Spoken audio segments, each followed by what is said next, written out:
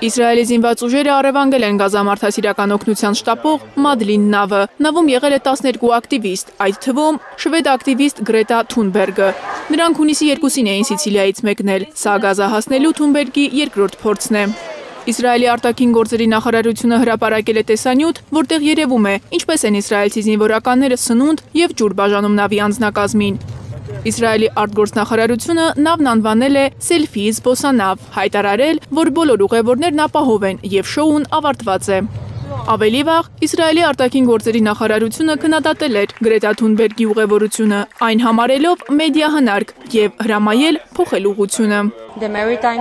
Գազայի ափերի ծովային գոտին փակ է երթևեկության համար։ Թունբերգը հերքել է Իսրայելի արտգործնախարարության հայտարարությունը, պնդելով, որ իսրայելական ուժերը կանգնեցրել ու առևանգել են Մադլին նավը, իսկ անձնակազմին տեղափոխում են Իսրայելի Գիվոն բանտի մենախցեր։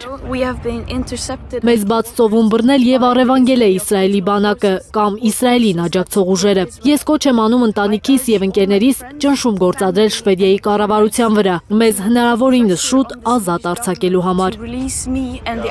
Իսրայելի արտաքին գործերի նախարարությունը դատապարտել է ակտիվիստի հայտարարությունը և պնդել, որ նավը անօրինական է ներխուժել իր տարածք։ Սկանդալային նավարկությունն ու առևանգումը ոչինչ չեն փոխել։ Միլիոնավոր պաղեստինցիներ սովամահ են լինում, մեղադրելով ոչ միայն Իսրայելին մարդասիրական օգնությունն արգելափակելու համար, այլև Միացյալ Նահանգներին օգնության բաշխման ընդամենը մի քանի կետ բացելու համար։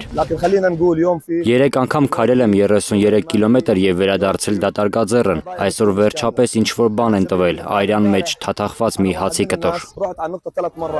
Օգնության հերթերը լուսաբանող լրագրողներին պաղեստինցիները պատմել են, որ Գազայում մարդիկ հացի փշրանքների համար պատրաստ են սպանել իրար։ Նրանք դիտմամբ բեմադրեցին այս քաոսն ու սովը, որ աշխարհը մեզ տեսնի քաղցած, մուրած կանների կարգավիճակում։